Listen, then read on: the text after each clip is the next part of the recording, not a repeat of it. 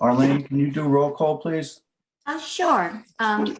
John Aldred. Recording in progress. Here. Francis Bach. Here. Ben Dollinger. Here. Rick Drew. Here. Tim Garneau. Here. Jim Grimes. I saw Jim. You're muted, Jim. Yeah. Mike Martinson. Present. Susan McGraw-Keeber. Here. And Bill Taylor. Here. Great. Thank you. Okay. We'll start with public comment. Is Rick Whalen here? Or Maddie? Actually, Rick is not here. Maddie is here Hi, for Maddie. the office tonight. And sorry, I'm having some technical issues. I'm having to do this on my phone. And the other part on the agenda that actually isn't the case for this evening is that we don't wish to go before you tonight to discuss the dock in its entirety. We only have one somewhat emergency request that we're hoping to get approval for tonight, which is that there are currently 5 poles that are in the water at the residence. And 3 of these poles are actually jagged stubs, which are very dangerous. These are the steel posts, Maddie? Yes, exactly. The steel posts that are in the water, that 4 of them had been holding the float. You would have seen them when you and a couple of others went to look at the dock at the end of January. And what happened was, after that inspection was done by the trustees, the owner had obviously the float removed and as much of the poles as possible. But 2 of them actually snapped after being pushed by ice. And so when they broke off, at the time, there was no way to get the bottom pieces out of the water. And currently they're only visible during the low tide, but they're really dangerous for any swimmers or for any boats. And so in addition to the 2 that had been part of the 4 holding the float, there was a 5th pole that was actually there when the house was purchased. We don't know what that pole actually served for, but it's also broken off and jagged. It's a stub. And so we'd like to have permission to be able to get not only those 3 dangerous stubs removed, but then there are also 2 full float poles that are still present that weren't able to be removed due to the ice. And we are not asking for permission to be able at this time to replace any of these poles, because our plans are to submit to the trustees between now and the next meeting a full proposal of the dock and the way in which we hope to be able to move forward with your approval. So you just want permission to remove the poles now?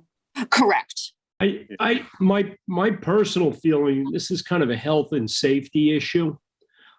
If somebody were to be impaled on one of these derelict poles, we would probably be named as the owner of the property.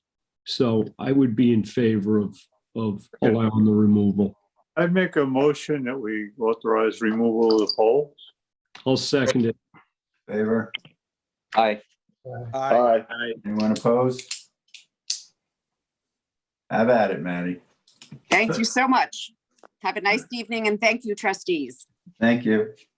Have a good night. Thanks. Hey, Matt, do we have anyone on the phone? You have 0 callers, Francis. Thank you. Oh, we're losing our popularity. I was just going to say the same. All right, we'll move on to new business. Agriculture. We have a request from Steve Kettleback, shellfish ecologist at the Cornell Cooperative Extension, to monitor scallop reproduction, growth, and survival in Napeague Harbor. John, I think you're bringing that to the board? Yeah, Steve sent me a request.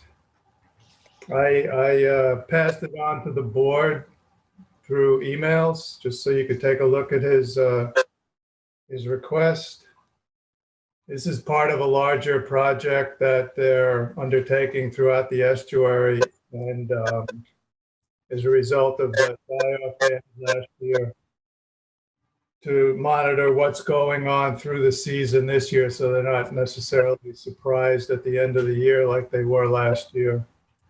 And this is, an important place to do it because it's the easternmost site that they have for testing. So I'll make a motion that we approve Dr. Kettleback's request. I think I will it's a good second thing. it. Jim? No, I think this is a good thing. We're talking about things, a long-term project here in Napeag specific to enhance the productivity of that water body. I think any data collected, the only condition I would make on this, which I'm sure it's not much of a condition, is that Mr. Titelback shares his research with us when he's done, and hopefully comes and gives a presentation on where this is headed. I agree with you. I'll make that request. I did request that part of his project is part of his deployment in Napeag is to look at water quality there. So he has one of those automatic recording devices similar to what Chris Gobler's using. Now, what's he going to be recording, John? Temperature only? Dissolved oxygen, chlorophyll A, Okay. pH, I believe. And he agreed to make that data available to Chris Gobler to include in his water quality report. So that'll give us two constant recorders in Napeag Harbor, one in the south end off Napeag Lane and Steve's up closer to Lazy Point. That's great. So I will second your motion, John. Anyone else have any questions? No, we've looked at this when the information came in. It looks like a very good project. Okay, all in favor? Aye. Aye. Anyone opposed? Okay, passed and carried. See, second on the list is 2021 Accabonac Salt Marsh Mosquito Dipping Survey. I'll start, and John, you can add if you would like to for your polygons. We began our survey for the season beginning today.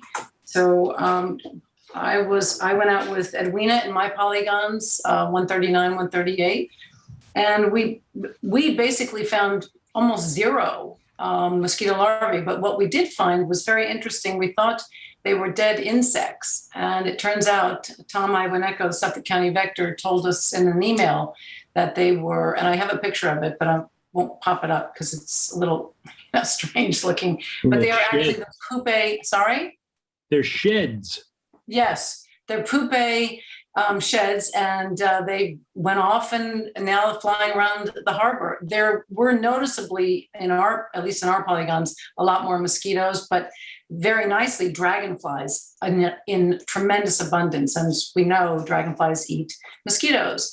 It was basically fairly dry. We had a few pans of water and flooding and some what we expect in the hot spots, deep waters and so forth. But for the most part, it was down. I had 10 larvae I counted, and Edwina counted 12.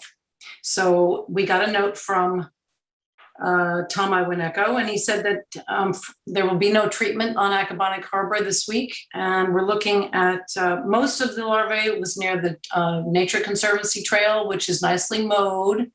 And we expect that will, once it starts to rain, become a breeding hotspot area, which it was last summer. But for now, they will skip treatment on Accabonac, and we're looking to probably do this again at the end of June after the full moon. So it's a nice beginning, and the people at APC were happy. I sent them the information this evening, and that's it for now. John, how did you find things? What? We found much the same. Okay. Is anybody interested in the map? I will send it to you by email, and you can see where the hotspots were. And anyone? Sure. Sure. Okay. All right. All right, thank you. Next, Gobler Labs, a pre-proposal to New York Sea grant for optimization of Gracilaria culture in Long Island waters. I believe he's looking for a letter of support. Is that correct? That's right. Yeah, they're filing a pre-proposal. They filed a pre-proposal today, and I polled the board for just to make sure I had 5 people in support, and preemptively wrote a letter of support on behalf of the board. So I just wanted to formalize our support of this project tonight. This is a project to, as it says, optimize the growth of Gracilaria in Long Island waters. It's mainly aimed at sort of a secondary crop for shellfish farmers in the bay. Could also be, grown in harbor waters. So it might be a secondary crop for oyster gardeners in East Hampton or the other towns as well. This is just a pre-proposal. If they get this accepted, they'll write a full proposal, and we'll get more detail about what they're intending to do in East Hampton.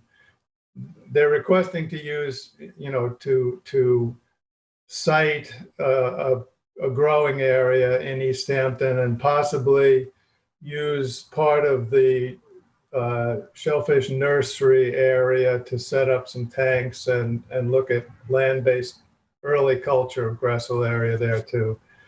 But it's a little early for that because, that would come in the full proposal stage. And obviously the use of the nursery would be up to Barley and the shellfish hatchery, not necessarily the trustees. And, if they are successful in the pre-proposal, we'll have to talk about where we would be interested in allowing them to site their field growing part of the operation. Have they indicated any like a list of areas they have in mind? They'd like to go near the nursery. And I'm not sure what kind of area they need to take up for this. It might be a problem near the nursery because of the boat moorings, the oyster garden, the nursery itself, the intake pipes, the discharge pipes, the harbor master's boats. So we kind of put that on the shelf to wait to see, what happens with the pre-proposal, and then what they really need in terms of, a field siting. Probably somewhere in 3 miles, if they're able to use the nursery for some land-based culture, probably some 3 Mile Harbor field site would be most convenient for them. That old Macklow fishing station would be a nice spot. That's a possibility, yeah. I spoke to Kim Shaw about it also. She suggested possibly Hands Creek. One thing they need is, I guess they would like, and probably would make it a lot easier for their work, would be to be able to access whatever field site it is from land. Not necessarily have to take a boat out to it. So the Macklow site might be better for that than Hands Creek, but that's to be determined. This sounds like something I'd support. Yeah, Good. I'm in favor I'll of make this. a motion to agree to support their proposal. I'll second it. All in favor? Aye. Aye. Anyone opposed? Okay. Just for one further explanation, Gracilaria is a summer algae. We sponsored a project by Cornell Cooperative Extension a couple of years ago by Kim Manzo that did a similar growth of Gracilaria and another one or two summer algae over in Accabonac Harbor. And they were looking at that for growth and nitrogen removal qualities. Yeah, that was the one over by Spring Store. That's right. Yep. Yeah. Yeah. Now, the conclusion on that wasn't the conclusion at the end of that it might have been more effective just to for the purposes of removal nitrogen to have harvested the wild algae that was there, would have been more productive and probably been less input. I think we suggested that. Yeah. Okay. This project, the Gobler Lab project is really more oriented towards growing this for, as part of an aquaculture operation with an ancillary benefit of nitrogen removal, but it's not the main reason for its growth. Now, is there a commercial market for that Gracilaria? Not that I know of, but evidently they must be. Okay. I'm sure they could use it for fertilizer. Yeah, it's a lot of work for a little bit of nitrogen. Right.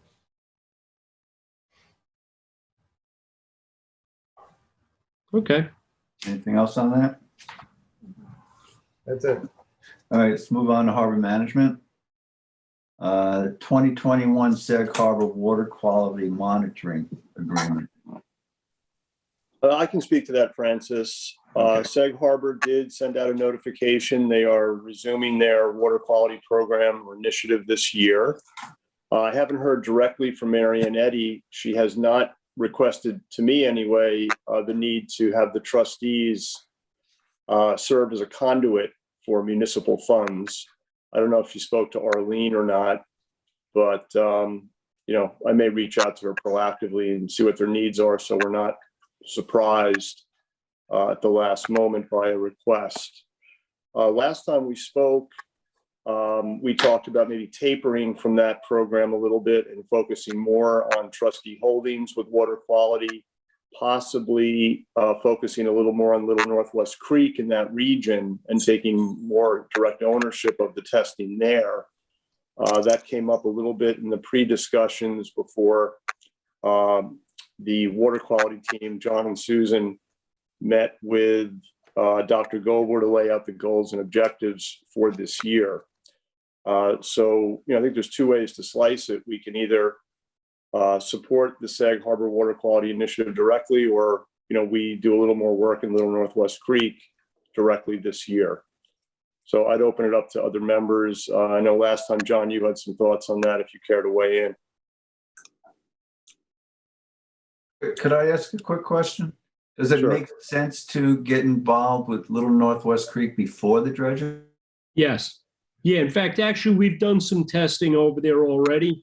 Mm-hmm. And I think post dredging, we've discussed doing testing there for like a more of like a before and after. Okay. Get some data, because we are going to have to do some sort of a management plan probably on that. And if you would like, if you're segueing this conversation into Little Northwest Creek, I did talk to Drew Bennett today. We're still waiting on Army Corps there. Army Corps, it sounds like they're good. They are just waiting for the EPA to digest and respond to the information that they requested that Drew had sent them about a month ago. So hopefully we'll hear soon on that. And I actually believe that Blue Water Task Force has now taken on Little Northwest Creek as a weekly or bi-weekly testing site. And that's just happened last month. I know that that this was presented at the Water Quality Technical Advisory Committee a while ago. I think, John, you came to that meeting with me, right? Maddie came to present it to us. I'm drawing a blank on that. I'm sorry. Oh, that's okay. All right. Well, you were there, I think. So The Sag Harbor I think it's an important issue for us. Yeah. And we have been involved with Sag Harbor before on this particular water quality issue. And We've been making a financial contribution to that, right? yes, we did. We should probably. Yeah, I think it was around $2,500 last year. We tapered quite a bit from our original Well, commitment. Yeah, the original donation was what, $5,000, Rick? I think it was I- $5,000. Yeah, I think we Yeah. started 5,000 and we went down to 3 or 2,500 last year, which, I would personally support continuing at that level. And if they need a hand as a conduit, help them. It's an important area. We got the sewage treatment plant there. We have the Havens Beach Drain. It's a runoff area for the 114 corridor. So they have a lot of challenges there. And we have a fair amount of East Hampton residents that do live on the east side of Sag Harbor Village. So, we are supporting our constituency with this endeavor. So personally, I'm okay with it. But I'm open to other thoughts. If, like I said, if we did want to raise our, focus on Little Northwest Creek. From Marianne Eddy's email, I'll just point out some things that Gobler was able to find evidence of serious rust tide and low levels of dissolved oxygen. Ample samples also showed pathogens at high levels at Havens Beach, and that will be tested in various locations in an effort to determine the source of fecal coliform bacteria and enterococcus. There's also going to be testing this year in Long Pond, Little Long Pond, and Lily Pond for blue-green algae. Yeah, that's way out of our area. Sorry. Well, I'm just naming the places that they'll be testing. Okay. They're going to check out the pumping station that empties into the cove, and Windmill Beach, which is not a beach that's designated as a beach, but it says she wrote small children playing at the water's edge. So that's an issue of safety there. And also rounding out the sampling, there'll be samples taken from Sag Harbor Yacht Club dock, the sewage treatment plant, and a shipshore marina. So it says here the basic cost of this sampling is $17,000, and there were 50 samples last year analyzed, and 32 samples the year before. This year, because of constrained economics, each sample will be analyzed will be $250. So it's going to be the ultimate total cost for the basic sampling, and MST will likely be between $25,000 to $30,000 in total. That's the whole project, right? Yeah, and the village has committed to continue the support, and she says that there's still $20,000 to raise. Did we all get that thing that you're reading from, Susan? Yeah. That was an Everybody email got that was this. sent. It was sent to, yes, you should have it. Sent it out, John. You didn't get it? I'll send it to you if you, That's fine. I'll send it to you if you don't have it, but everybody did get it. And Yeah. This is also, something we should support, at the same level. But guys, before we support at any level, let's first find out whether they're asking for support. We are spending East Hampton money over in that area, in the area of Little Northwest Creek in that. And let's first find out whether Sag Harbor's looking for us to. well, I can tell you from the Water Quality Technical Advisory Committee that I attended, when she spoke to this issue, she did mention the trustees, and that's why we have. The email was a solicitation for funds, Jim. So they're definitely Oh, it was for funding. Yeah. okay. Yeah. All right. And it was brought up in the meeting, and Because the- yeah, 'cause- we were mentioned as a source of income, perhaps. All right. I mean, I would make a motion to stick at the $2,500 threshold for this year and contribute to them. And if they need a hand with the conduit of the funds for the municipal agencies, that we help them with that administrative layer. All right. I'll second that. I'd just like to say, though, that, our Chris Gobler's proposal for what he's doing in East Hampton has been set. And if we want more testing done in Little Northwest Creek, maybe we can ask for that as part of our contribution to the Sag Harbor project. He did do a few samples last year, John, and I think that's a fair request. So he did do that. It was presented. Yeah, the last year. conversation. Yeah, the conversation we had is he did those samples last year as a lead up to the dredging, permits. But post dredging, I think we're looking to monitor. Yeah, but do we want to wrap that project up with Sag Harbor's water quality program? I wouldn't think I so. wouldn't want to. I'd like to keep going with both of them, but they shouldn't be joined. I mean, we can just do an add-on to what we agreed to with our own program, can't we, John? Yes. I guess we could. I mean, we could take the DEC data too, or the Surfrider data too. I mean, Mhm. I don't know how much duplication we really need. If other people are working around Little Northwest Creek. I mean, it doesn't sound like we really need anything. With the dredging project is on its way. We've got the preliminary data for the dredging project. We want post dredging data. We'll get data there from other groups. Well, actually, John, now that you're talking about that, I think isn't that the way the discussion went with Chris? Was that you already had some other groups doing. It seems like John testing, locked up on the and screen. we really didn't need him to keep doing that this year. Nothing's changed over there yet, and you do have some baseline coming out of these other Another year out because the project hasn't started yet. Yeah. So I think doing the Sag Harbor Water Quality Initiative this year, and then we could resume with Little Northwest Creek in conjunction with the dredging happening next winter and get our post data next year. Yep. So that would be perhaps one approach. Okay.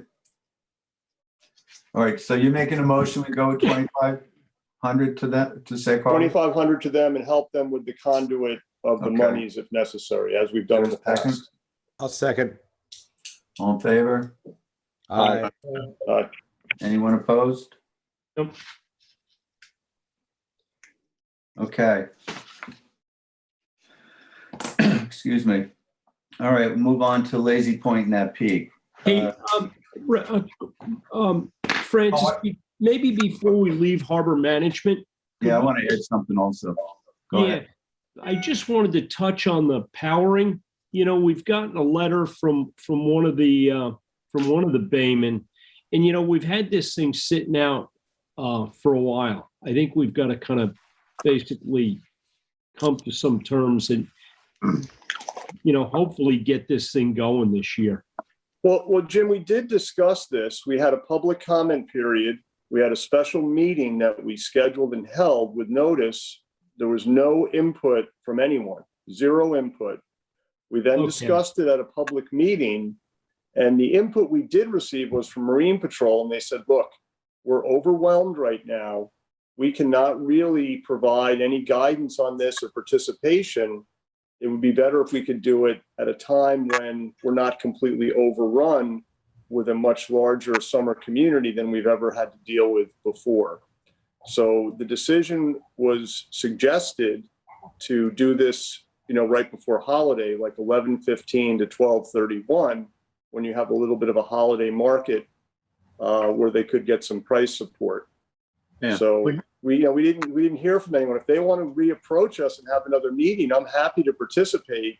But I'd like to hear from some of these members directly, not via Arlene. I'm not really sure Well, why they it's actually don't not, participate in the hey, meeting. Rick, it's not necessarily via Arlene. You know, there was a letter sent to our office. I think it was distributed to some of the other members here. And it's our job to get back to those members of the public. And I in this haven't seen particular I haven't case, seen anything. I just thank- haven't seen anything, Jim. I'm Okay. happy to look at it, but I haven't We have- seen it. You know, it's a program done in the past. We have not gotten any opposition to it. Doing it in the winter makes very little sense because there's no market for the stuff. I think we should pick a couple sites and let the Bayman make a few dollars. I would like to interject that that the timeline of that should be from July 1st, if possible, even sooner if it's okay, and expand to the end after Labor Day. That's the market. all right. Yeah, I know we haven't been approached directly. Nobody's come on a Zoom meeting to make the request, but I kind of see it the way I think Jim does, is that the request was made through the office. I don't think that's necessarily an illegitimate way to make a request of the trustees. And it was made by multiple people, basically the people that participated in the program last year and would like it to continue.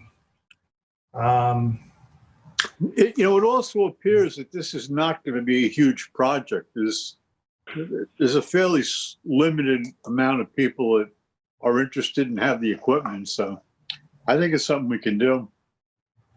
I mean, I'm not adverse to it at all. Like I said, we just set up a public comment period to meet and do that planning, and we just didn't get any participation. So if we want to hit the restart button, that's totally fine. Like I said, we just tried to do it and we just didn't get any participation to get that very information, to select sites together with the Bayman and schedule it up, but we just didn't get any participation. I think If I recall correctly, isn't this season they're asking for more locations to do the power?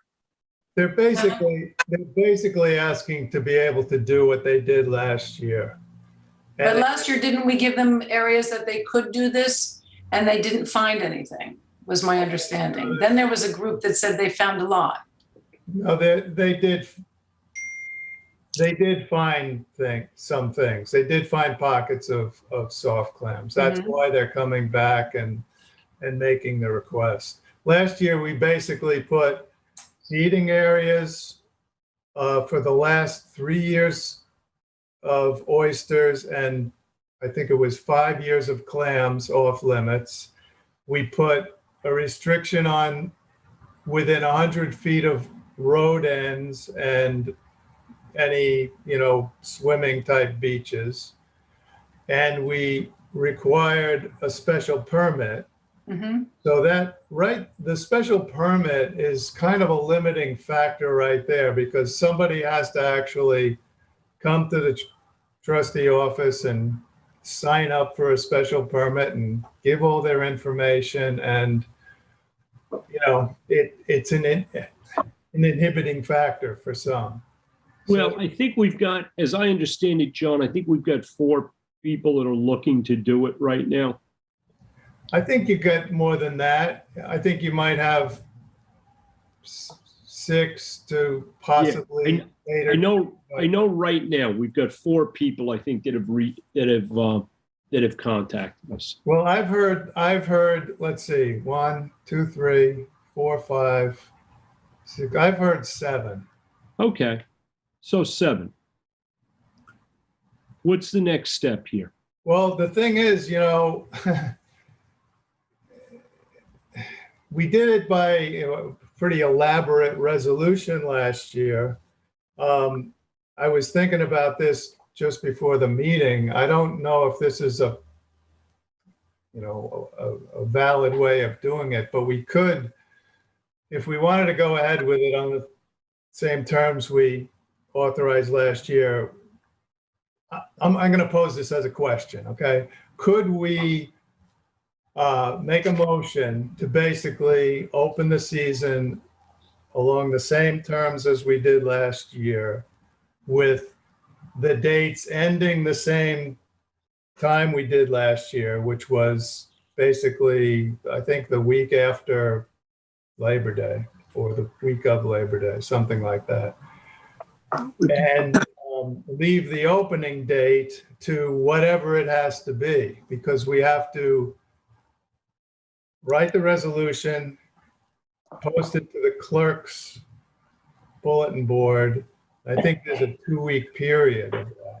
So it really could, I'm not sure exactly what the time frame is, but it's at least 2 weeks out today, which puts it basically July, 1st of July. So if we wait, we have to wait. All we have to do is change the date on the resolution last year. There's some sound interference. I'm sorry. I couldn't hear the end of John, and then Bill, you jumped in. So there was something going on. What was your last statement, John? We wait for another meeting to write a resolution, read it, and approve it.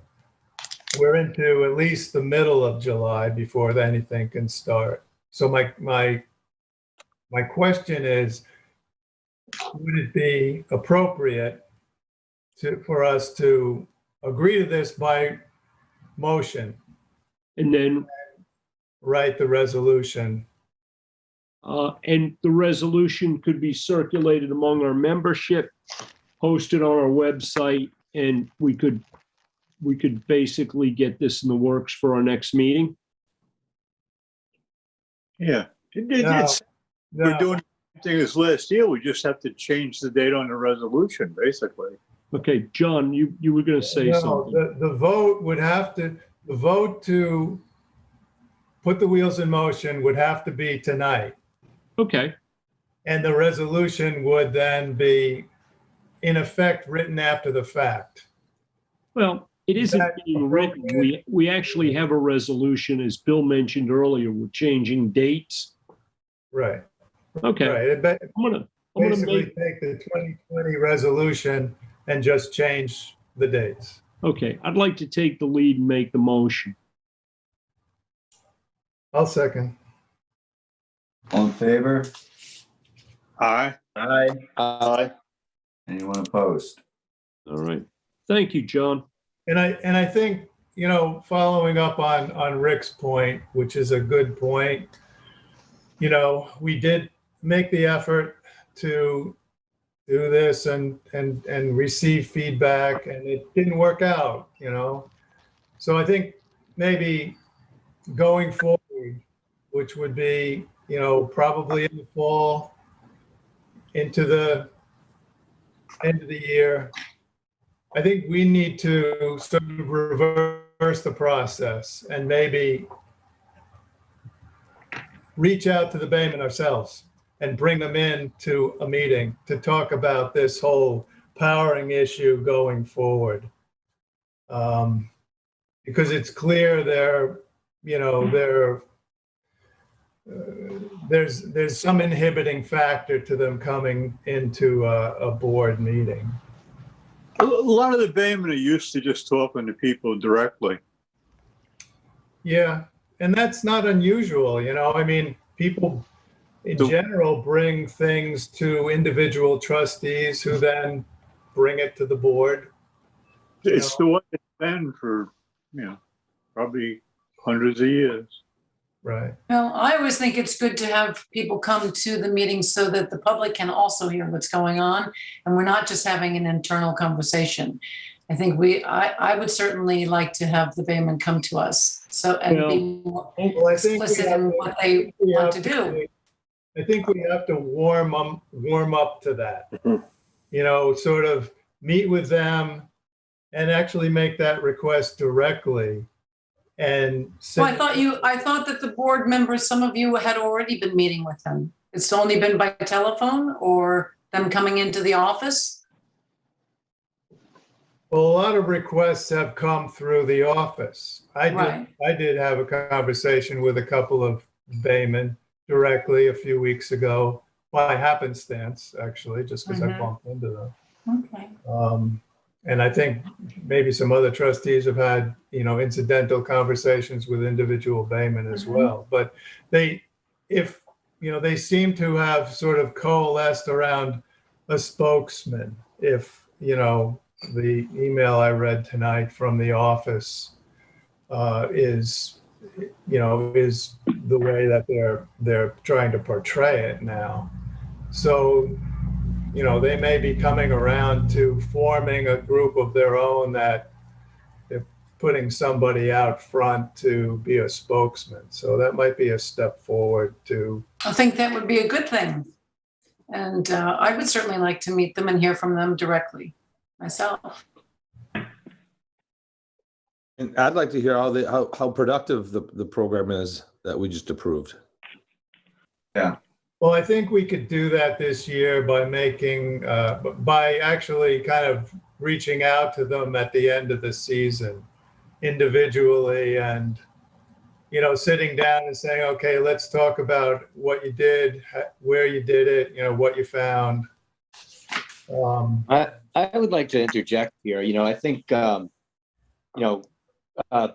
now are required to keep a logbook of their catch, how they cool it, how they keep it in the shade, tag each bag with the time that it came out of the water.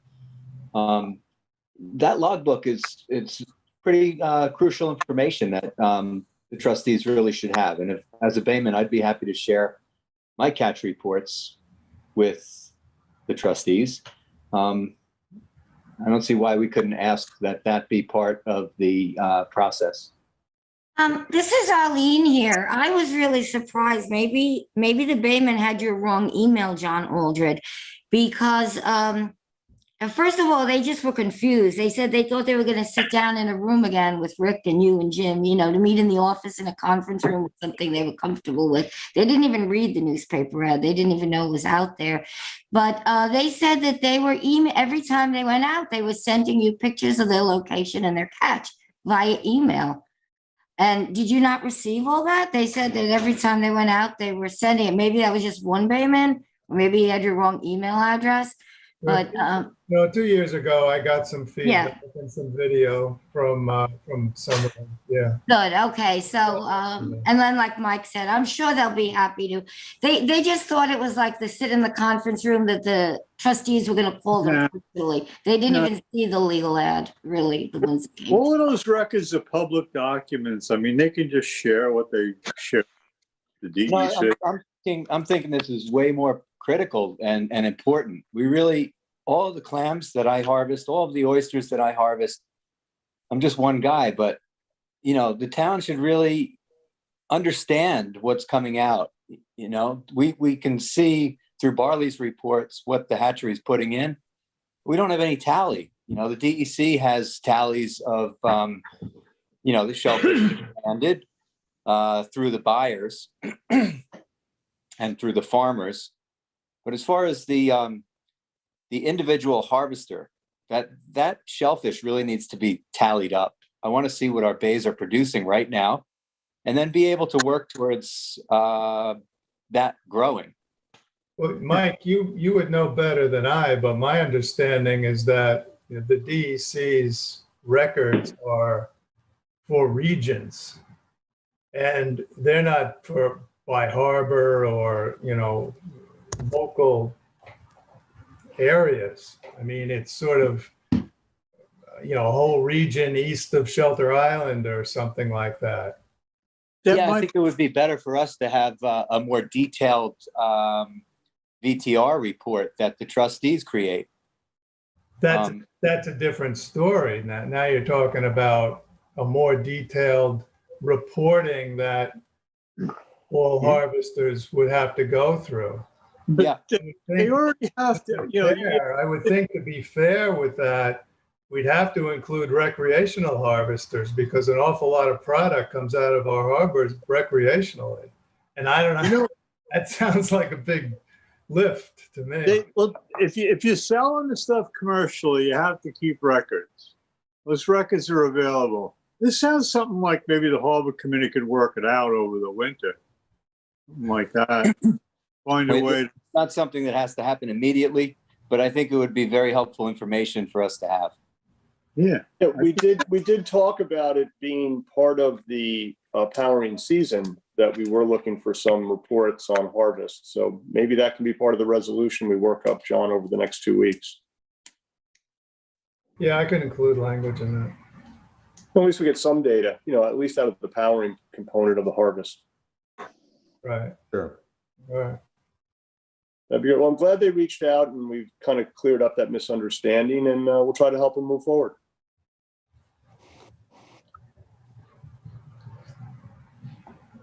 All right, anything else on powering? I don't know if we voted on that resolution. I think you made We'll you wait made for the a resolution to come motion and back. then Jim seconded it That was the opposite. a while ago. Jim made the motion, I seconded it. Whatever. Okay. Tomato, tomato. Did we vote on this, guys? I thought we did. did. Yes. Yeah. No, I wrote it down as it happened.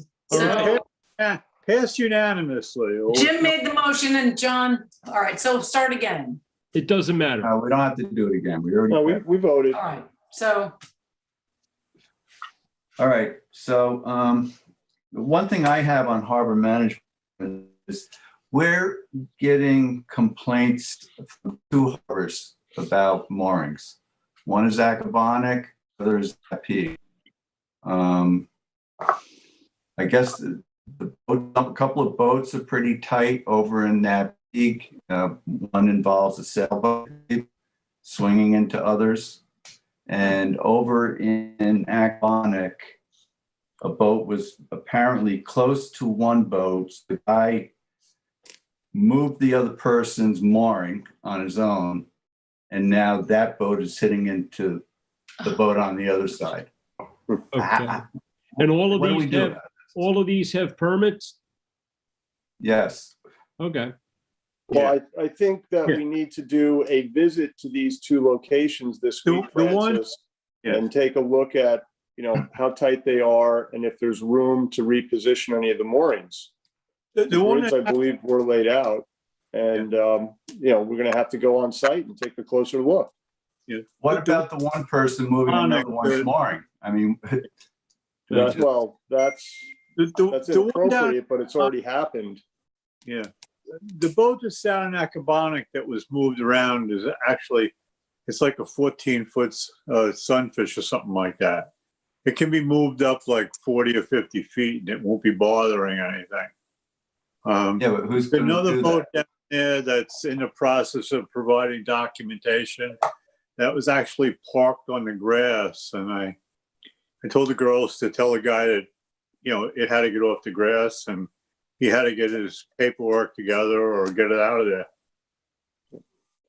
So, Francis, are these complaints coming to the office or to the town? Because I'm not getting them. I'd love to help, but I'm just not One aware came of to them. the office. One came to the office. One I heard about in the office, and then the person whose boat is now getting hit, I happened to run into. I don't know if Allison wants to jump in. We called you specifically about this problem at Louse Point. Yeah, And I we would spoke actually to- really love yeah, to I'll jump let her in. jump in. If that's okay. So I had shared, what was it, 2 weeks ago or so? I believe it was with you, Rick and John, about the crowding that was happening at Acabonic in that one specific location. We Right. talked about it, That and one then you did. guys had Yes, said thank you would, Thank you for right, reminding go me. down. You did. Right. but if I can give you guys an update as to what was going on today, we've basically had to, the guy that's boat was in the reeds is aware that he has to move it. He told me it was supposed to be done today. And then the boat, the Sunfish, was picked up by, like I said, Francis had said, the anchor was picked up, it was moved over. They're pretty close. They're all kind of aware that they may need to shift. And we've now had to put another permit holder who was supposed to be a little bit more to the west. They're now going to be a little bit more to the, no, I'm sorry, reverse that, a little bit more to the east. They're now going to have to move closer to the west. But I was also told today that there is another buoy that looks like it's out farther and they might not be able to put, so a site visit is definitely needed to figure out sort of what's going on, because it seems like people will put their moorings where they think and or want them to go and not necessarily where they're supposed to go, or just over the years it hasn't been necessarily specifically laid out, or the maps aren't exactly showing what the people are actually doing down there. So there definitely needs to be like a real-time accurate representation. All right, Allison, I'm going to go down there, if not tomorrow, on Wednesday, and I'll give you a call and review with you specifically where these are, and take a look against the grid and see how they lay in. So Okay, so I know exactly where they all are. What I need from you guys, or what we would need from you guys, is to determine where they should be and if people need to be moved. Okay.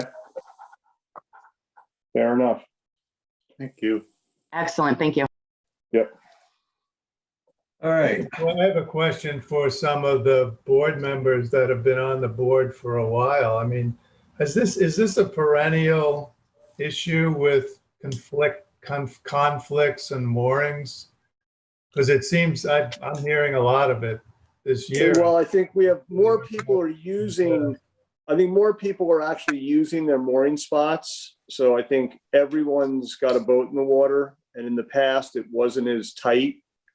So I think it's just more use is taking place, and almost every available spot is now fulfilled. So because I've had conversations with Allison in particular about these conflicts over the last several weeks, and I've kind of said in my experience with mooring and Napeag at Lazy Point has been, a lot of mooring holders work things out among themselves. Yeah. And we've had conversations about, well, should we kind of try to keep it that way, or should we be defining things very, very accurately? Here's your mooring spot, and you go here, and this is the only place you go. Yeah. Well, it seems like we're moving in that direction, John, out of necessity. When Allison first brought this up, there was, I think, some mention of the marine service provider was going to move one over a little bit at the request of another holder because it was too tight. And, I guess I got the impression maybe it was working itself out, as you are alluding to. But I just think with the available spaces now all being used, we are going to have to be more parochial, more accurate, and possibly work closer with the marine service providers that are putting out a lot of the gear to make sure it's done right. I know there are some moorings in 3 Mile that are being put out by some folks over in Sag Harbor, and they're definitely not in the right locations. So, we had talked about the survey of all the mooring locations. I think this is just a call to action. We have to do it, and we're going to have to do it soon. I think it sounds like a dual pronged issue where they work things out as neighbors, or the trustees should certainly have protocol and rules and regulations where you can't just arbitrarily move your buoy. I know last year, I think it was in Northwest Creek, we had given a new buoy, and the Marine Patrol had helped this person set up, and he found his boat twice released. And it was floating into other boats and hitting them. And of course, then he would be blamed. They didn't like that he had come into Northwest Creek because they said it took up their swimming area. And I think, John, you may have come with me to take a peek. Francis, I think you were there. Mm-hmm. Yeah. And that was, I think in the end, they worked it out, but it was welcome to the neighborhood. We don't want you. Yeah, well, a lot of this stuff is COVID related. Yes. All of our facilities are stressed, and some of the new people don't know the people are there. The other places have been little communities by themselves for the past 25 years, so all the problems get worked out. But we have to keep our eye on it. If it stays crowded or gets more crowded, it's going to be more problems. What is the allocation of buoys per year? Is there a limit on that, like a permit to go to the beach? Do we issue a certain amount every year? Each individual spot has a certain number. Right, but I'm saying how many buoys do we actually issue per year? Or is it just come in? It depends on the site. It depends on the site. Like Northwest Harbor has a limit of, I think it's 28 boats. Mm-hmm. Babes Lane has, a limit of whatever it is. Okay. You know, there's a mooring field map with so many- Right, I've seen that for Northwest Harbor, but so each area has a limitation. Yeah, and some get filled up more than others, like, you know, the pull moorings at Settlers Landing are filled up, but the swing moorings, which is, you know, right off the shore, are not even half filled. So some places are more popular than others. Loud's Point happens to be one of the most popular. Very popular. Everybody wants to be there, just like with the kayaks. Mhm. It's a lot of it's parking related too. Right. And Loud's Point, I hear from people, has become just a parking lot. I mean, it's overrun with people, so. All right. May I make a quick share that I heard from some of our marine contractors while you all are still on this topic? Sure. So I've at this point spoken with all three of the main ones just for various reasons that have come across. But one of the things that I am hearing goes to what you all are saying about surveying and whatnot, but and with relation to the GPS coordinates too, specifically in 3 Mile Harbor, you know, I know that they're all using GPSs, but one of the things that seems to be coming up is they're getting different ratings. Both contractors that have put moorings in that harbor have misinstalled at least 1 or 2 of them. So I'm wondering if there needs to be something among the board where either it's a standardized, you know, a standard unit that is used, or if it is a standard device that is used so that this doesn't continue to happen. That was another thing that had been brought up in conversation with a few of them as well. Okay. GPS is supposed to be pretty standardized technology, Allison. I'd like to talk to you more about that maybe when we chat about moorings later this week. Yeah. Yeah, That sounds good. I think we have to depend on GPS being the way to go. I know that the trustees used to go out there and drop cinder blocks with numbers on them to set up a mooring grid, and that didn't last very long. That lasted until the first wind. Well, the pole moorings along the shore is where we're having our biggest problem. And if stakes can be put next year, these same marine contractors are asking us. So if they don't even know, that would really help us, like along Loud's Point in the areas with pole moorings, just to have them numbered every 10 feet because there's major confusion going on.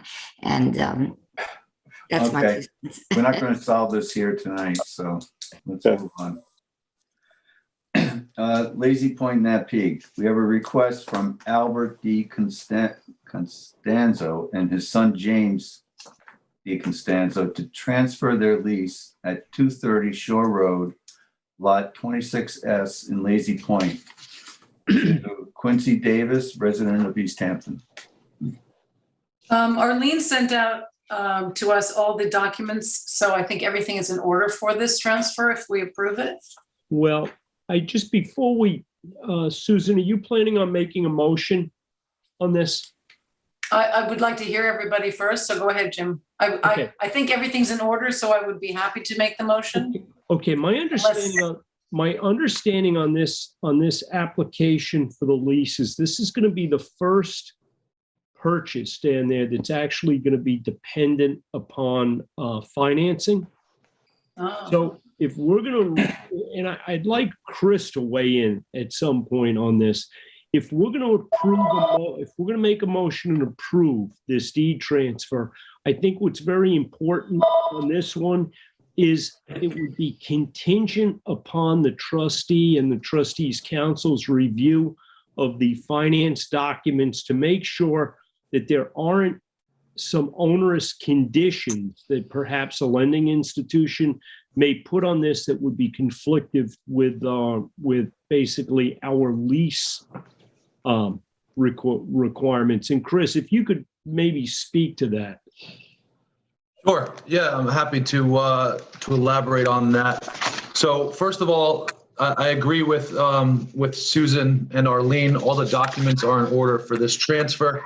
And this is a good opportunity for all of us to take a few minutes and take a step back on this one and take a look at, or I'll just describe that in 2019, when we did the renewal and restatement, we did spend a considerable amount of time detailing a leasehold mortgages rider to this lease that detailed the rights and remedies of not only the landlord, which is us, and the lessee, but also the bank or the mortgagee in this one. So we do have a pretty detailed rider in here that would have been signed along with these leases that basically states a couple different things. First, that in the event we need to issue a default of lease, if the tenant defaults, whether it's in payment or usage of the property or otherwise, that we're going to allow that bank to step in and cure that default without creating, causing the breach and allowing a situation where we tell the tenant that, the lease is over.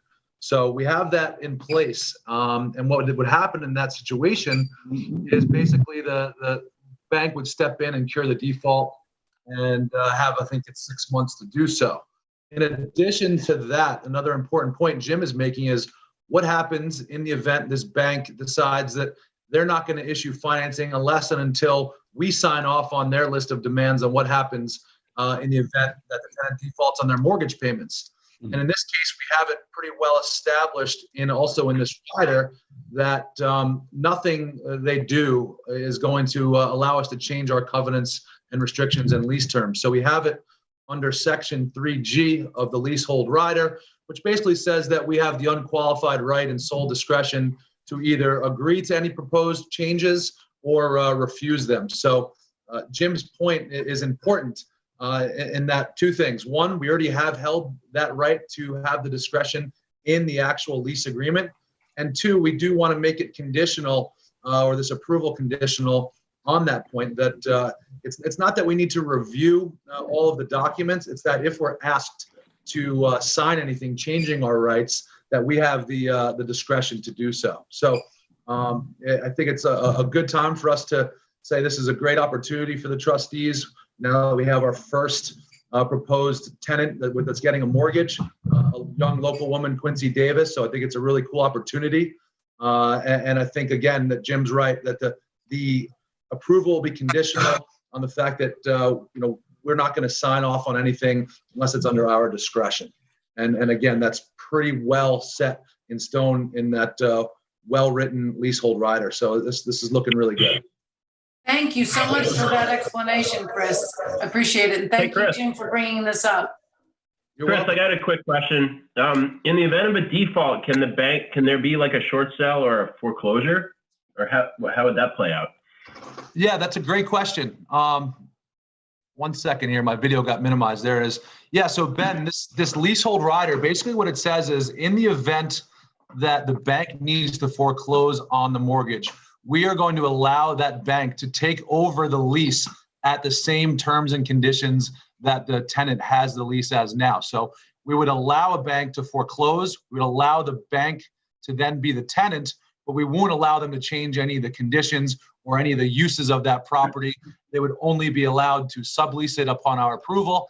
And ultimately what they would probably do, Ben, is they probably wouldn't hold on to it for too long. They'd look to, in turn, sell that to somebody else. And of course, that sale would be subject to our approval. And of course, the rules that it needs to be a local resident and all of that. So that's pretty much the process. They would be able to foreclose. They would become a temporary tenant subject to all of our conditions. And then ultimately they would be able to sell to East Hampton town resident. Mm-hmm. Okay, thanks. Hey, Chris, this is Rick. Hey there. So we have a bank that, let's say, wants to loan money to a prospective new leaseholder. And the bank says we need a 35-year lease. And the seller of the property has a 33 or 32-year lease at this time. How should the trustees, or how could the trustees proceed? And then how does that affect someone who doesn't need a loan and is asking for the same reset of the loan term?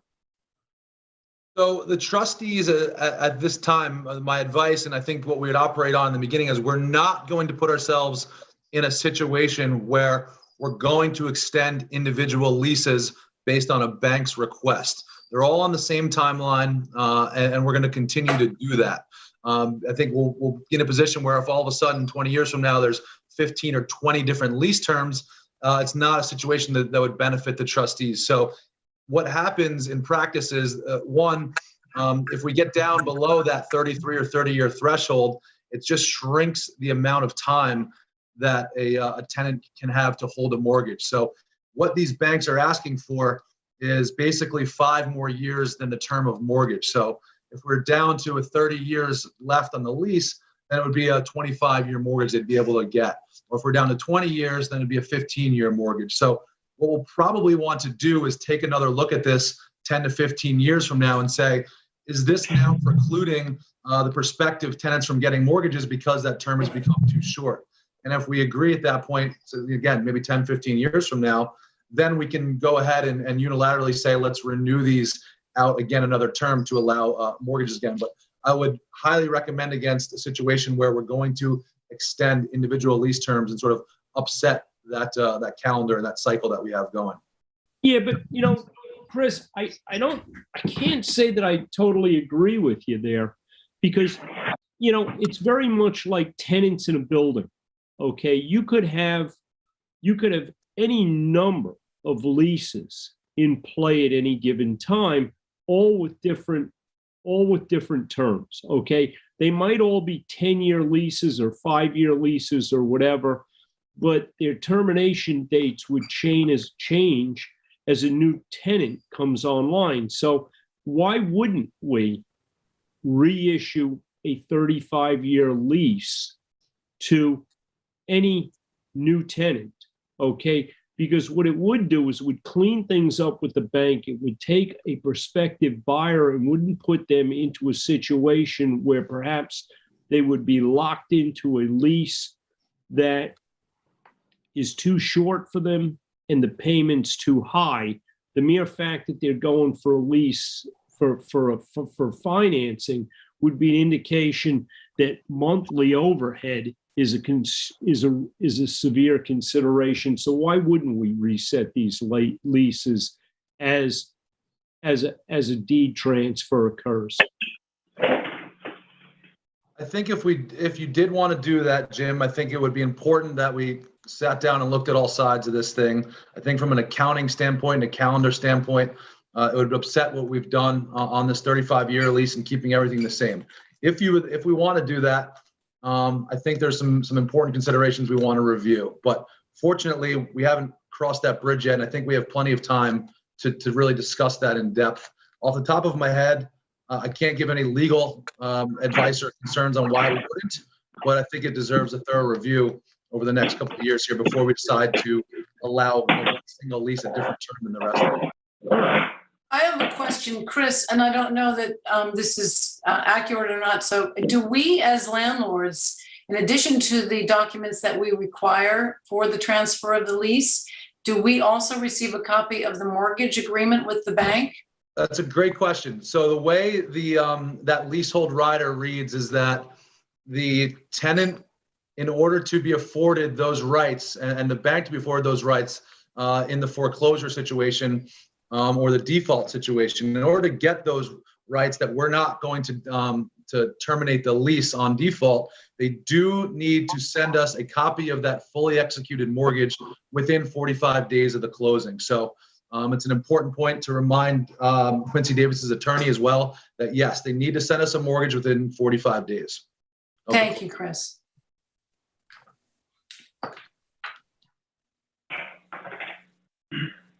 I'll make a motion, we approve this. I'll second it. All in favor? Aye. Okay. Chris, Great. did you want us to table this? I mean, was that your recommendation? I don't think we need to table it. It's my understanding that she does have her loan commitment, her approval to obtain financing, and they are ready to proceed to the closing. So again, I don't think we need to table it, but I do think that motion, I don't know that it was said by Tim, but that resolution should be conditional upon trustee discretion on signing over any documents or any rights requested by the lender. And I can write that down for Arlene if we need to. But it's a conditional approval that we're going to give that approval, but we still have the opportunity to have our discretion on anything the trustees are asked to sign. Okay, I'd like to make I a have a motion question, that Chris. Is this like serious enough that, is a motion adequate? Or should you write out a detailed resolution for us to vote on? I think the language in the lease itself protects us, and we're very well protected in that language. We spent a lot of time on it, and no, I don't think we need to do that. I think it's simple. Okay. And the closing conditional approval. is imminent, isn't it? It's believe very. They're now waiting upon our approval to go to the closing. Yeah, I thought they were supposed to close tomorrow, so I don't know if we. Hey, Tim, maybe you could amend your motion to include Chris's comments. Yes, I consider it amended. Again, Arlene, a resolution to approve this transfer, conditional upon trustee discretion, if requested, to sign any lender prepared documents. Are you able to email that to me? I mean, I'll try to write it down, but if you want Sure anything added, just shoot me a Yes. quick email. Hey, Chris, are we clear on the term of the loan that's being issued to the new leasee? I have not seen any of the lender prepared documents yet, so no, I'm not. I'm assuming it's a 30-year term, but I don't know. Right, so if it's a 30-year term, that doesn't meet the threshold of a 5-year buffer, as we don't have a 35-year lease in place right now. So I just don't want there to be a disconnect between the bank and the trustees, where the bank thinks they're lending money based on a 35-year lease, and in fact, that is not what the applicant is going to receive. Well, if they were provided a copy of the lease, there can't be a disconnect. It's pretty clear in the term there. So either it's less than that, or this particular lender hasn't required the 5-year buffer, but I think those are important questions. Okay, great. Thank you, Chris. Yep. Okay, so again, all in favor? So where are we? Let's vote again. All in favor? Yeah. Aye. Aye. Aye. Aye. Anyone opposed? Okay. All right, next one. We have a request from Charles Whitmore to sublet his leasehold at 192 Shore Road, lot number 28N in Lazy Point, to Mark Webb, resident of East Hampton. I think we did this last year, so this is really a renewal, if I'm not mistaken. I believe it is. Okay. So I would be fine with making a motion to approve this request. I'll second that. All in favor? Aye. Anyone opposed? What's the term of this leasehold? It's 1 year. 1 year? All right, old business, staggering of election terms. Susan? Yes, I'm so excited. I sent everybody an email. I watched the assembly, listened to the Senate, and I'm very excited to say that the East Hampton Town Trustees were successful in our attempt to restructure the terms of the trustees. And as we've all agreed, those top 5 vote getters will receive a 4-year term, and the remaining 4 will receive a 2-year term. And so eventually everyone who's running will have an opportunity to have the 4-year term.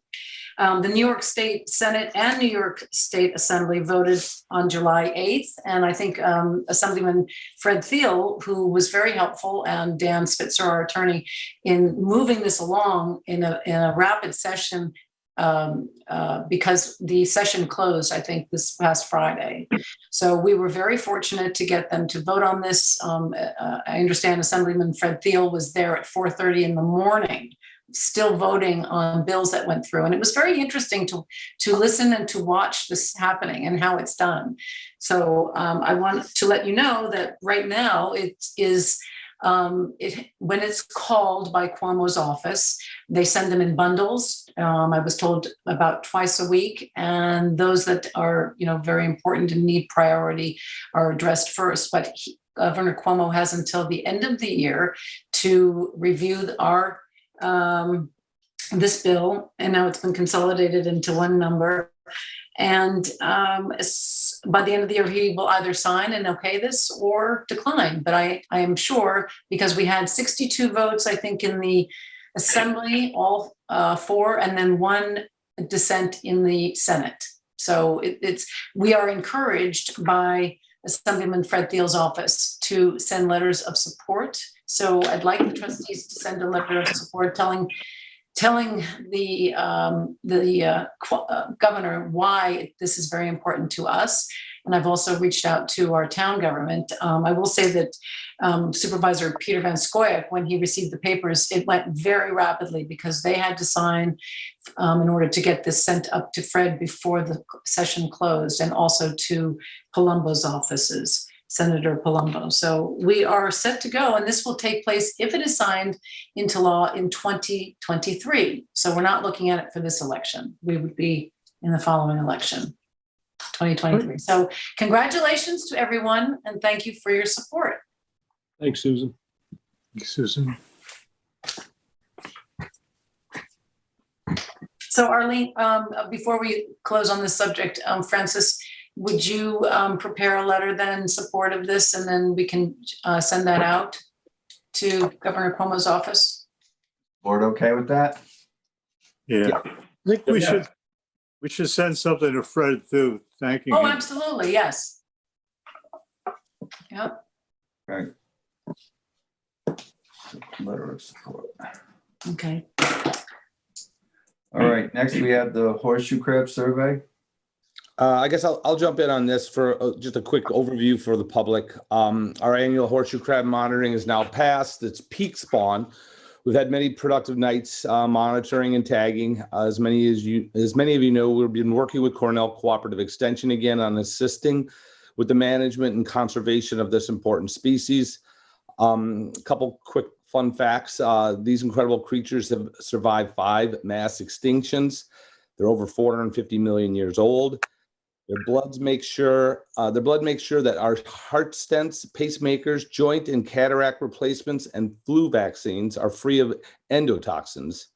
And before this discovery, testings for endotoxins and vaccines meant keeping a colony of rabbits to inject. On the world market, a gallon of horseshoe crab blue blood has an estimated price tag for as much as $60,000. Their eggs supply 60% of the food for our migrating shorebirds. They're an important component of enduring the long-term survival of our local fishing industry. Weak fish love their eggs. The Atlantic creatures have an endangered status of near threatened. This is a terrific program, and as a site coordinator over the last few years, we've engaged students from the high school as well as interested adults to be citizen scientists and get involved in this nighttime counts and tagging of these important creatures. And it's been a lot of fun, and we're seeing a lot of crabs. Thank you. Well, I hear Pikes Beach had 800 horseshoe crab sightings, and they ran out of tags. Yeah, there's a big difference between Southampton's Pikes Beach and where we've been doing our testing. You know, the big night, our area, Napheed, the peak night this year so far has been 370 crabs. Tim and I have both put out 50 tags. I finished my tags on Saturday night at about 1:30 in the morning. This has been one of those little projects that literally keeps you up at night. I would like to say Jim took a great picture that he sent to me. Yeah, I'd like to try it. I'm going to try. I've never tried sharing screens here. I don't know whether this is going to work. Okay. Hold on. Well, while you're working on that, if you go to our website, ehtrustees.com, we put the new picture up of Jim's underwater view of horseshoe crab and mating. Yeah, we can see it. Yeah? Yeah. Yep, we can see it. Well, I lost my screen, so. Oh, we see it. Anyway, hold on. I'm going to try and get back. Nope. That's not where I want it to be. You don't need to see your emails, Jim. What? You don't need to read through your emails. Well, you can scroll through them. Perhaps you can answer some of the ones that I didn't. Anyway, okay, so you see that, that bugger. Yeah. Very cool. All It's right. very unusual looking, I would have to say. Well, it's pretty, it's amazing because when I go out taking pictures, and I was playing with a new lens the other night, and it's what called it's basically a in the water lens kind of thing. Some of your lenses are inside a port. This is basically in the water. But anytime you're taking pictures of these things, I don't see the minnows that you see in the picture. You only see those when you get home and you're you're looking at things. So it is kind of cool. I always get surprised. I've got some pictures of dueling fiddler crabs and stuff that I can't share with you because. Would you do us a favor and share some of the other photos like this so that we can put them up on our website? Okay. Yeah, All sure right. enough. Sure, definitely. I just But, don't ask me to get them for you now because you know what? I'm not trying to make this meeting any longer than it has to be. I just was trying to do that. No, that's great. good. But send them to me and we'll put them up on the website. So take a look at our website and Jim's picture of a female and male with the underwater camera. It's very cool because you see the top of the water. Unlike this is right in the water, but yours is very interesting, the one that we've posted. So it has a nice new fresh look. All right. Well, And he looks a lot different in the photo than what you see on the beach when you see a dead one. So it's pretty cool.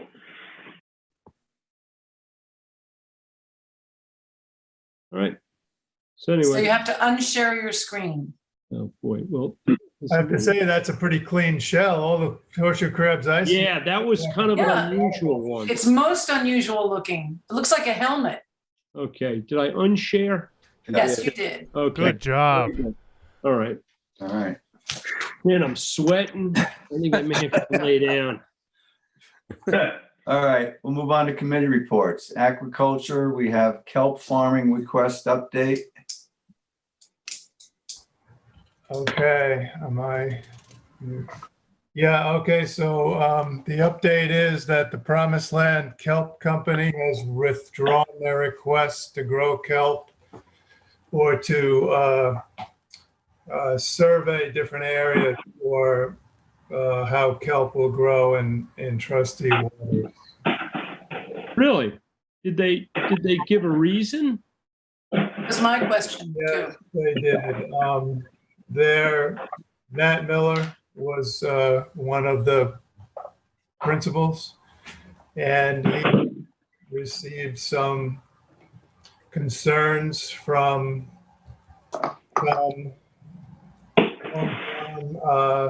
local residents about, I guess my impression is, the private use of public lands, and decided to pull back and concentrate on looking for sites in the bay.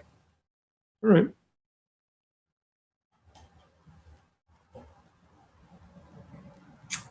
All right. Thanks, John. Education, 2020 Captain William J. Rysam Scholarship Award Ceremony. All righty. Well, I thought I had done this before, but I just want to reiterate that we had two students who were the recipients of the Captain William J. Rysam Scholarship Fund this year. And the recipients are Madeline Gaibor, Gaibor. She won the $1,000 scholarship, and Gerald Simmons, who won the $500 scholarship fund. All that we're waiting for now is, I have submitted it to the school, is proof of the acceptance to college.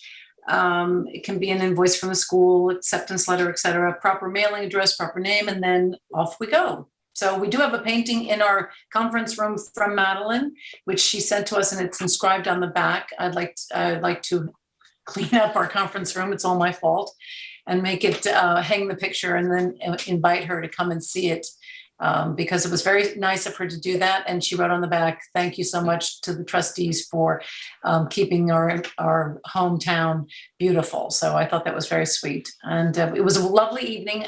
Only one person was able to go, so I went due to COVID. And we were all masked. We sat in the music room, but it was a very lovely event and always touching. In fact, I actually started to break down when I was introducing Madeline. I started to cry a little bit because her story was just so poignant. And both Gerald Simons and Madeline's were lovely. So we're very proud of them, and we wish them all the best as they go to college next year in the fall. Good job.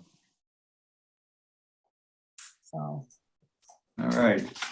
can I share my screen with you for one moment, so that I just have to show Jim's picture. I love it. Okay, Jim, you ready? Yeah, can you do it without showing my backwards. emails? Yes, I can. Here we go. Can you see it? Can you see? Yes. Yes, isn't that great looking? Very cool.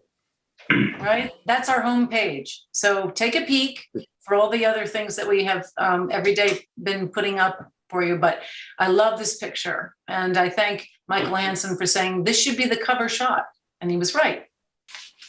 Okay, that's it. Very nice. Stop sharing. There you go. All right, Georgica, we have a request to renew trustee permit GP 1-20 issued to 25 Coffollow Farm Road, Suffolk County Tax Map 301-12-10-5 to complete the permitted work, including walkway, stairway construction, reconstruction, and replanting of the easement buffer. Did we actually issue a permit to replant an easement buffer? Yes, we did a year ago. Okay, and there was Why would we issue a permit to do that? because what happened is it was connected to the permit to do the walkway. It was one singular permit application that the buffer planting was a component of. Okay. Why would we need to issue a permit to do a walkway and stairs, presuming they're upland? Well, no. This was a walkway that actually existed on this property before. For some unknown reason, they took this walkway out because prior to the sale of the house, and this is one that came back to us. We voted on it. We approved it. The walkway and the float, which is identical to the other two houses next door, were added. They never did, for whatever reason, it's bare ground there. They never did the buffer planting. So Jim Walker and I met over there today. He is going to change some of the basically of some of the app, he's going to modify this application to basically give more of a narrative on how the work's going to be done. So I don't know whether we should table this for the moment. I think we should table it until we see the final proposal. Yeah, because I was a little put off. There's really was no explanation made as to why this work wasn't done as part, when the walkway was done. Mm-hmm. So this is a permit we granted, calling it a stairway to a floating structure. That's not Yeah, I forget what the exact wording was, but it was approved. But for whatever reason, they only did half the project. They were looking to renew this permit because basically the permit's going to run out. But after discussing things with Mr. Walker, this really wouldn't be the right time to do that work. It would be better. They've got some invasive weed issues over there that need to be addressed. And I think he's planning on amending the permit. Arlene, I believe he sent a note back to you today. I didn't get a chance to read it. Yes, we did get an email. I think the he was gonna table that and correct this, Okay, plantings for the easement. So we'll just put it aside and wait for him to get back with the new application. In the meantime, no work will be done on the project because. that's correct. That's correct. So we're tabling this. Yeah. Okay. All right, so we'll go to payments of the bills.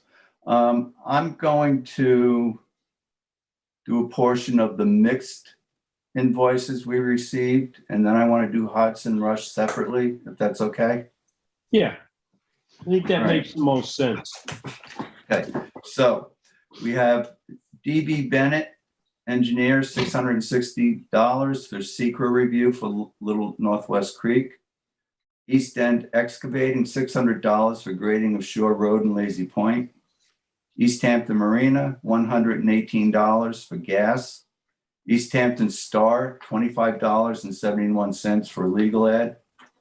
Hamilton Property Services, $2,172.50 for construction of 3 new racks and repair of 22 kayak racks. Michael Hansen, $350 monthly fee for new content to the trustees website. Montauk Marine Basin, $720.85 for gas, boat parts, and supplies. Staples, $284.56 for color ink toner.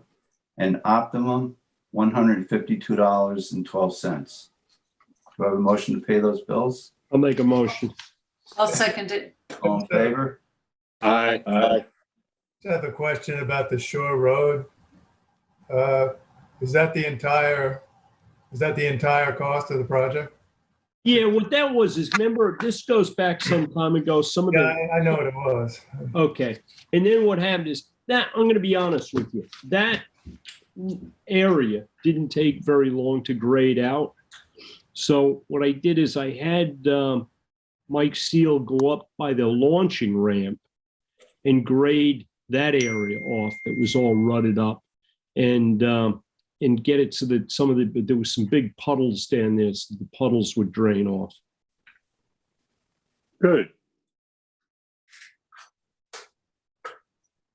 I just want, I mean, I know that that road is used largely by private property owners, not trustee leasees. So I just was wondering if, there was any contribution by the people that use the road that aren't. Yeah, there was, John. I think they said thank you. I don't know whether you recall. And they're doing a lot to package. This was something where we were getting bombed by these people. And really, the argument was, really, there's a small bit of land that is actually trustee land between where Shore Road pavement ends and those private, sort of the private road begins. And yes, there was a hole there, but the hole kind of extended probably 50 feet up that private road. So we graded that private road, John. So should there be an easement? I don't know. I don't know. Listen, Francis, this is something that pre-exists me being on the board and probably pre-exists me being on the planet. No, I know. I just don't understand why we have to take on the financial burden for people who are not on trustee, property. Yeah, I mean, it's clearly in those property owners' best interest to have an easement. It's a very, it's an area prone to environmental damage from storms, and with no easement, they could lose their complete access to their houses. If they have an easement, they might have some rights going forward, but they really should get their trustee easements in order. And we spoke about that when we offered to do this, but there's really been no follow-up yet. Yeah, I would hate to see this become a regular maintenance project for the trustees. They're using trustee land to get to their property. Yeah. And Hey, Francis, burden. what has happened, what's prompted this in the past? No, I know what happened with this one. No, but what's prompted this in the past is right at that right angle turn, this beach access. Mm-hmm. Okay. and the sand blows off the bay. When you get the right winds, the sand blows off the bay, begins to accumulate into the road and create somewhat of a dangerous situation. Mhm. The last time we had that, I went down there and did it for nothing. Okay, pushed the sand over the dune and graded out the access. That was part of what went on here, so But are you again, asking me how much of that bill was grading down by the No, launch? I'm not asking you that. It doesn't matter how much it was. The fact is that this is going to occur again.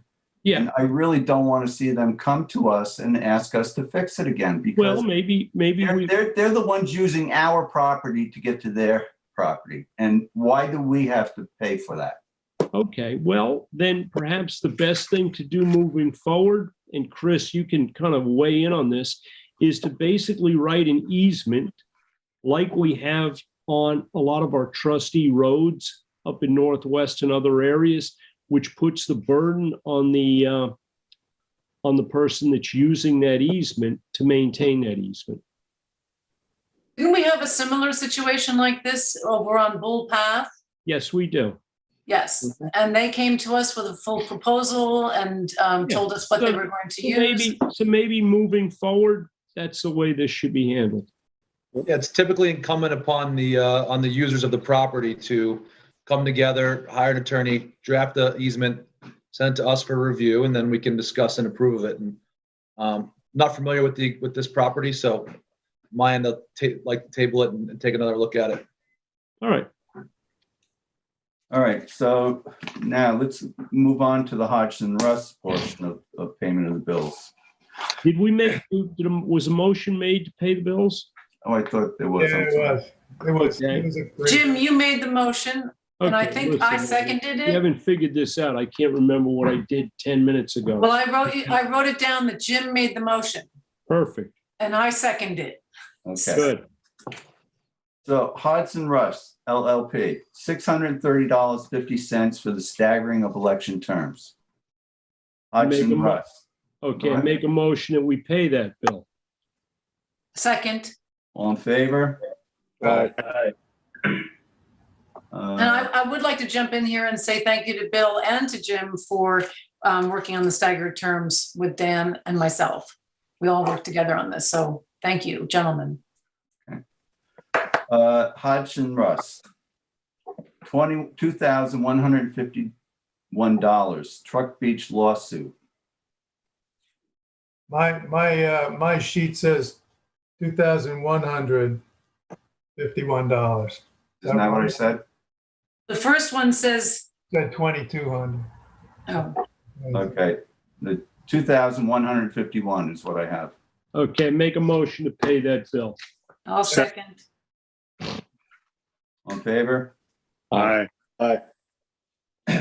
Hodgson Russ, $22,116.50, an invoice dated May 24th, 21. Advice regarding deep water wind proceedings. Now, I question that one. I thought that we were no longer on the hook for these invoices for deep water wind. That they were going This to is May absorb that 24th. cost. Wait, I kind of wrote, I just wrote what was on the invoice. They wrote Deepwater Wind. Oh, okay.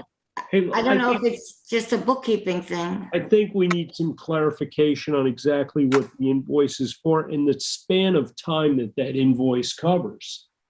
Because it's just rendered on the 21st of May, correct? Yeah, they sent it. I sent the backup data to everyone, all the pages with the hourly billings. Everyone has that. We do? Yeah. I have the $102,000 bill. No, in the previous email before that. And I think in what I gave you, we're talking about the $22,000 bill. I think what you took home with you has a couple of, Hold on. Francis, would you elucidate as to your understanding of the Deepwater Wind proceedings? I believe that at some point, Okay, Wasn't Deepwater Wind, South Fork Wind going to absorb the costs? Yeah, but for our? that was after the project was approved. And we Right. signed off on it. So, So I'm not sure what that date was. I'm okay, looking at the invoice for the itemized invoice for May 24th. It goes back to February 1st, 21 through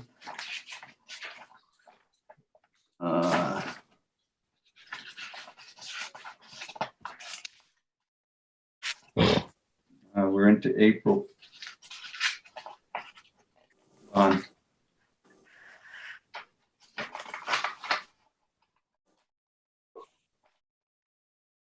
was Through 5/20. April 30th. Yeah, no, I'm seeing the supporting stuff. Arlene gave me this, Francis. It was just stapled with some other stuff. Mhm. It seems to me we need to table this until we're clear.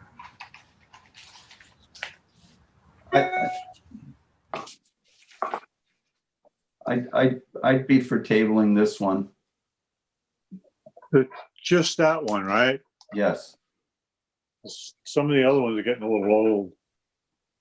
All right, so we'll go to next one, Hodgson Russ, $102,561, invoice dated February 28th, 21, advice regarding Deepwater Wind proceedings.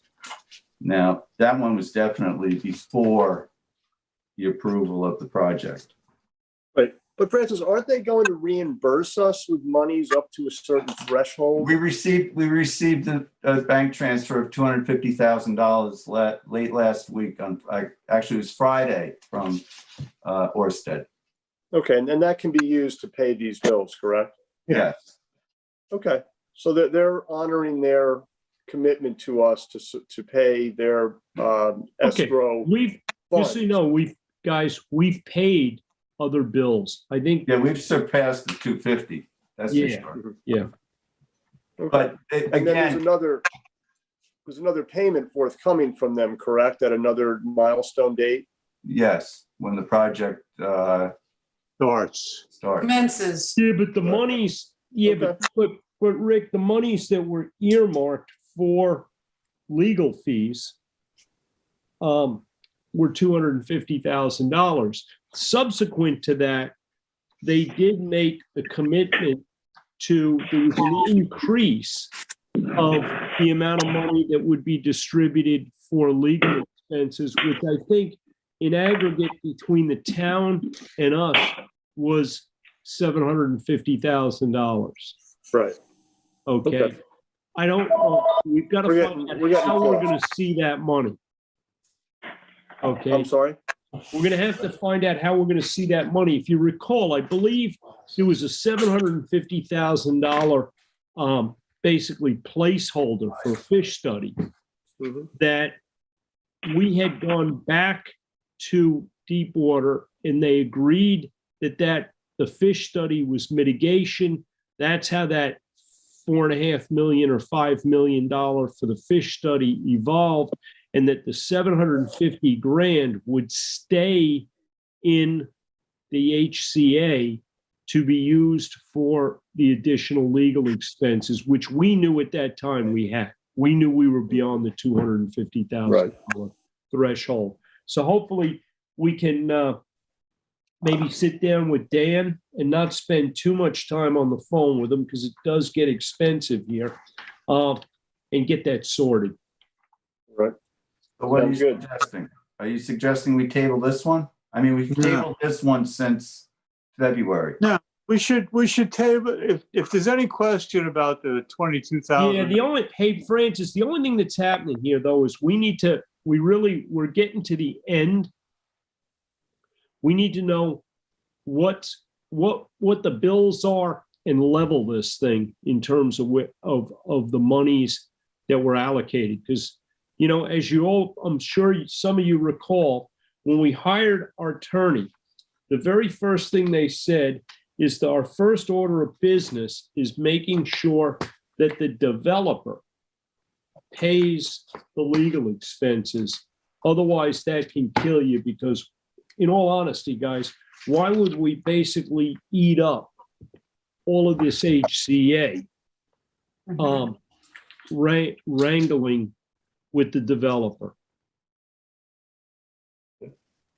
So am I correct in understanding we're really not clear on all these bills? Well, I They're think all we're clear, itemized. though. Hey, listen, I'm not questioning that Hodgson Russ is owed this money. No, I don't mean that. I just mean on who's responsible for what payments to them. They're broken down into several payments. There seems to be some question about the last one, is what it should come out of.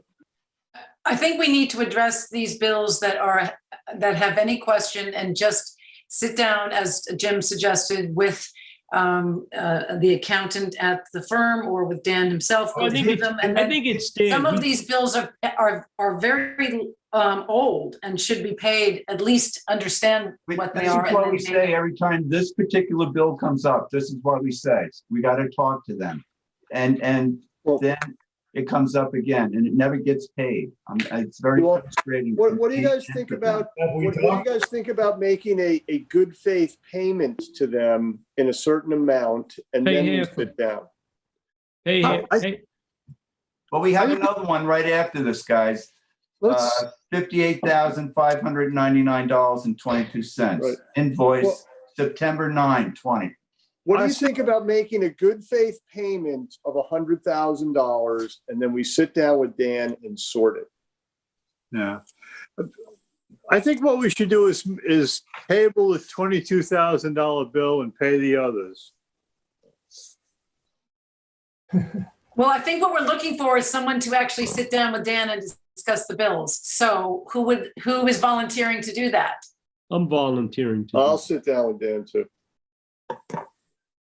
From my point of view, just from listening to all the trustees here, I think it's important that we do have a sit down with Dan on where we've been on this thing over the last 2 years, how we got to this point. Now we have our 250. Where are we going forward? And let's just kind of circle the wagons on this. I think we table it, get this done in the next week, and really get understanding of where we've been and where we're going and what everything is owed here. Because just too many questions, and he's been very flexible with us. I think they're going to be fine with one more table before we pay.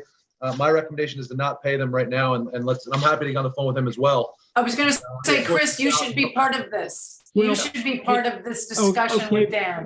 But hey, part of this is, hey, Arlene, can you put together what has been paid to Hodgson Russ? Of course, yes. Deepwater to date, okay? I'll send it out. Because it's considerable.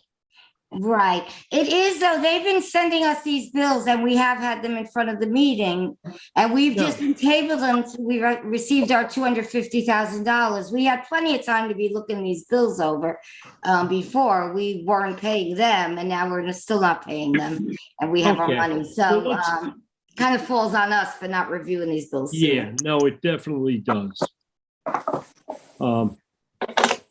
I'll send it out in the morning, Jim, okay? Yeah, send it out, and Chris, copy Chris on this too, please. Yep, and Rick Drew, I guess, if he's sitting in too. Yeah. Please. You might, and Francis, you should also receive it. And Bill, no? So you have as the deputy? Yes, I'll send it to all of them, and you got it. Thank you, Susan. All right, so we're going to table the last two? Mm-hmm. Yes. All right. Do we have to make a motion for any of this? Don't have to make a motion to table. I think there's one more bill on there, Francis, for Optimum. Yes. No, I bundled that into the original group. Yep. Okay.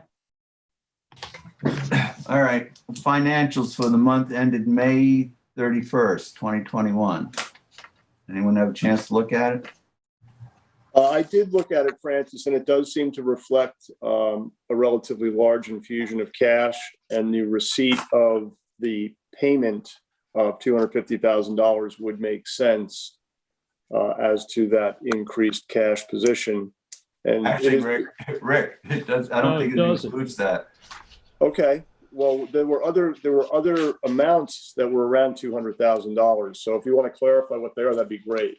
Yeah, we got the dredge spoil from Bistrian, so that was Very 100 flush at the moment. and some grant money and other things. Okay, good. So the 250 is not included in there yet. So that's great. So at least we do have proceeds to work with as we sort this out.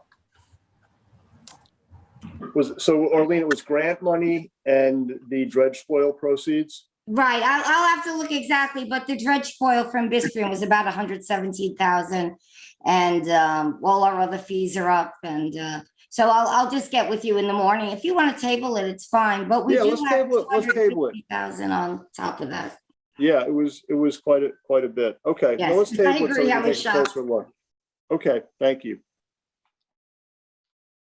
Okay, and the last, now, we have to renew another certificate of deposit. Ended 7248.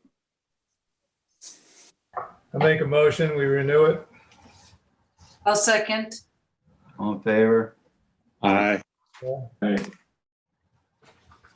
I have a question, Ben. Were you going to look into another savings account for the Captain William Rice Scholarship Fund? Yeah, I couldn't get a hold of anyone this time, but I'll keep working on that. Okay, thanks. And then Francis suggested a company that does that as well. What was that called again, Francis?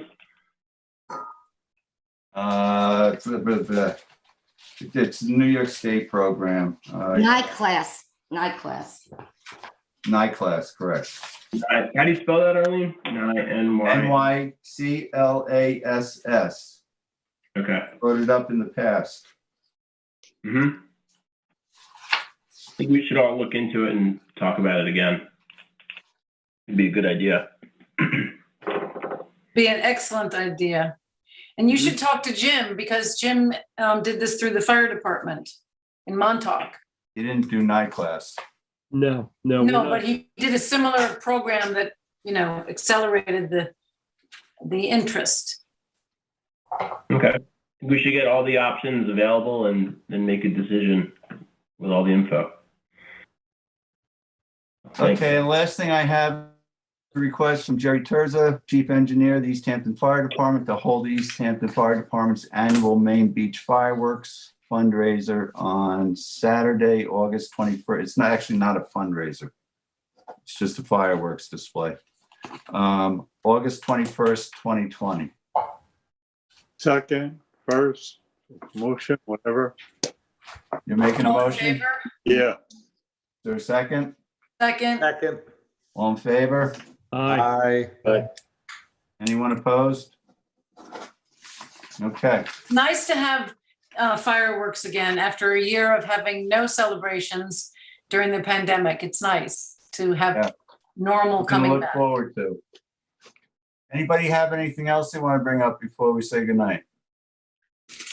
Maybe just one thing. I sent all of you this drawdown East End because we've been talking so much about kelp, and the sponsors are Eat More Kelp and Montauk Seaweed Supply Company. It's going to be June 16th between 4 and 5. I emailed everybody, but for the public, if you're interested in finding out more about kelp and the wonderful things that it does for our environment, you can go to Drawdown East End and register for the Zoom meeting. So that's it from me. I'd just like to add that after the 1-year break from COVID, the 65th annual Blessing of the Fleet went off yesterday in Montauk Harbor. It was organized and officiated by Captain Frank Braddock. They did an incredible job this year. There was an unbelievable turnout. Saw Jim Grimes out there as well, having a good time. And I think there was over 30 memorial honorees yesterday, including my grandfather, Vincent Carrillo Sr. That was just a really nice time and really great to see the Blessing of the Fleet back in action. It was a great day yesterday. Yeah. Beautiful. It was. Awesome. And just to add to that, I saw the trustee boat was out and about cruising around, and the new boat looks really nice. Yeah, the trustee boat looks great. I know, Mike, you're on the water more than all of us, but we've been seeing it all over Montauk Harbor. It looks sharp. It's up and running every day, and I see him at the end of the day out there cleaning the thing, and it's something to be proud of representing the trustees in the harbor. It looks really good. And they did I get really- the boat blessed last night, so the captains took it over for the blessing of the fleet. We should go and take some pictures of it in the water now. We only have pictures of it out, I think. While we're on the pump out boat, kudos to those over-credentialed captains that we have working with us there. And it's nice to see them working with some, state-of-the-art equipment, for their own sake and for the bay's sake. So good job, Arlene, Jim. The boat is really looking good and the harbor is the beneficiary. Well, we've got another boat coming that with the engine situation, I think it's going to come with a set of oars. Because Yamaha is so backed up Did it that need a ship? we're not really sure when we're going to see this boat. Boat's done, boat's built, but we got no power. How about a sail? So we can do that. Beach umbrella. Or a tow. Mike, Yeah. can you tow it in? I go by that boat 6 times a day. All right. Anyone else? Nice to see everyone. Okay. Can I Good have a night. motion Thank to you, adjourn? everybody. Good night. Good night, Good night, everyone. everybody. Adjourn? Night. Good night. Motion to adjourn. Oh. Second. Third. All in favor? Aye. Aye. Thank you. Good night, everybody. Thank you, Matt. Bye. You're Thank you, quite Allison. welcome. Thank you, Good night, Matt. everybody.